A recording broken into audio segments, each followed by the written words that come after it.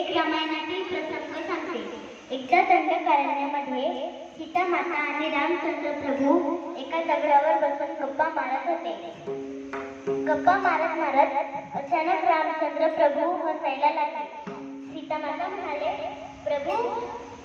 सीता माता आश्चर्यचकित झाली. सीता माता म्हणाले, प्रभू का बरे हसत असतील? तसा काही विनोदही झाला नाही, तसा काही प्रसंगही झाला नाही. प्रभू का बरे हसत असतील? कारण सामान्य माणूस हा विनाकारणही हसू शकतो. काही काही माणसांना तर हसायला कारणच लागत नाही. उगाच विनाकारण हसत राहतात. विठ्ठल विठ्ठल याला मूर्ख म्हणतात. शास्त्रात मूर्खाचे 9 प्रकार सांगितले आहेत. शतकोटी त्याचा हा एक प्रकार आहे. एका गावात एक मूर्ख माणूस राहत होता. त्याला गावातील सर्वच लोक मूर्ख म्हणत असत.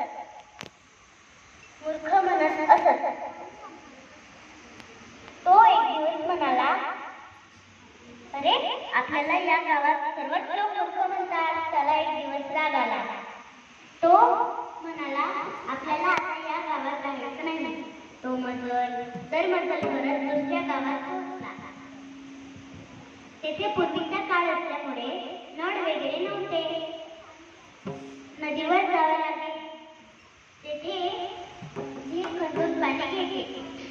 ज्याचा विहीर असायचा ते पाणी घेऊन जायचे.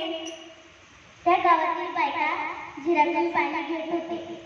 तो म्हणाला, अरे या उन्हामुळे आपल्याला खूप गरम होत आहे. तो नदीत न जाता त्या झिरात जाऊन बसला. त्या बायका म्हणाल्या, किती मूर्ख माणूस आहे हा. किती मूर्ख माणूस आहे हा. तो म्हणाला, तुम्हाला कसे माहीत मला मूर्ख म्हणतात? त्या म्हणाल्या, तू ते कृत्य करतोस कसे? तुला कोण मूर्ख नाही म्हणणार? दादा रामचंद्र प्रभूंना विचारतात, प्रभू तुम्ही का बरे असता?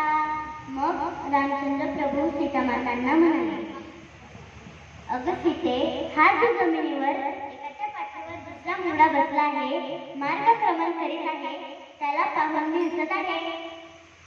मग सीतामाता म्हणाली, त्यात काय हसण्याचे कारण? मग रामचंद्र प्रभू म्हणतात, अगं सीते, हा जो जमिनीवर एकाच्या पाठीवर दुसरा मुंडा बसला आहे, मार्गक्रमण करीत आहे, तो मागील 7 जन्म इंद्र होता. इंद्र असताना त्याला घोड्यावर बसण्याची सवय, हत्तीवर बसण्याची सवय, रथावर बसण्याची सवय, सिंहासनावर बसण्याची सवय असल्यामुळे तो आता एकाच्या पाठीवर दुसरा मुलगा बसला आहे.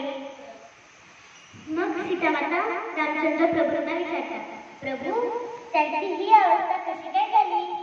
मग रामचंद्र प्रभू म्हणतात, अगं सीते, जोपर्यंत त्याच्याजवळ पुण्य संपदा शिल्लक होती तोपर्यंत त्याने उपभोग घेतला. परंतु एकदा का त्याचे पुण्य संपदा संपले की तो मृत्यू लोकात येऊन मुंगडा बनून पडला, खाली पडला. मग म्हणून ज्ञानेश्वर महाराज म्हणतात, मग तया पुण्याचे पावते सवेची इंद्रपणाची ठुतरे आणि एवढा मागारे मृत्यू लोका. म्हणून गरिबी आली तर लाजवू नये, श्रीमंती आली तर माजवू नये, सत्ता आली तर गाजवू नये. विठ्ठल